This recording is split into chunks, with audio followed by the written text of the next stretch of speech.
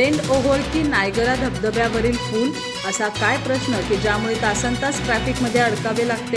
पण गेंडेच्या कातडीच्या महामार्ग प्रशासनाला या भावना कळणार कधी याचीच प्रतीक्षा।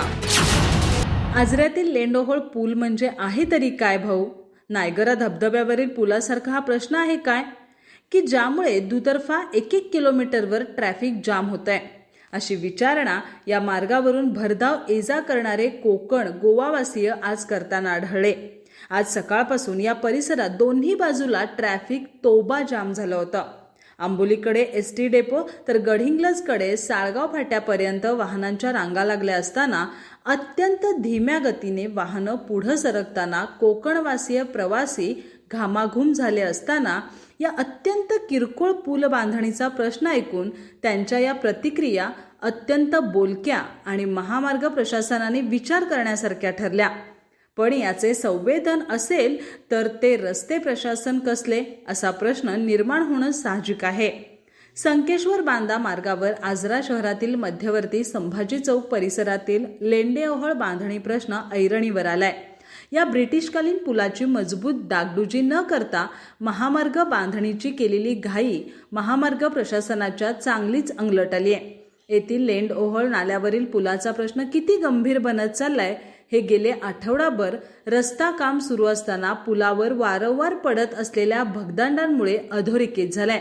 पण त्याबाबत प्रशासनास त्याचे काहीही देणं घेणं नाही असं म्हणणं गैर नाही।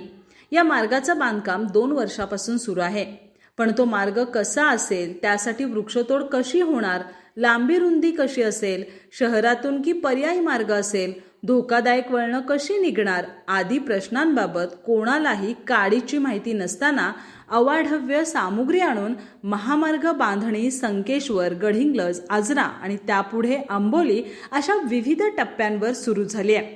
व्हिक्टोरिया पुलाचा पर्याय सुरू झाला, पण सोबतच 100-200 वर्षापूर्वीची वृक्षकत्तल उघडपणे सुरू झाले। पूर्वीच्या मार्गावरील ओळख खुणा नाहीशा करत संपूर्ण परिसरच बकाल झाला।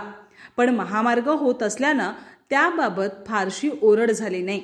आता या मार्गाचं बांधकाम अंतिम टप्प्यात असताना आजऱ्याच्या मध्यवर्ती चौकाजवळील लेंड ओहोळ पुलाने घाईगडबडीत रस्ता बांधणी करणाऱ्या प्रशासनाचे मनसुबे उघड केले। या पुलाजवळील बांधकाम सुरू असताना पहिले भगदाड पडले।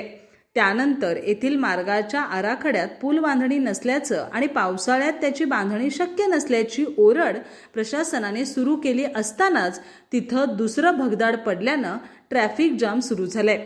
व्हिक्टोरियाला पर्याय असताना हायवे जाणाऱ्या ओहोळची बांधणी आराखड्यात नसावी याबाबत संशय आहे।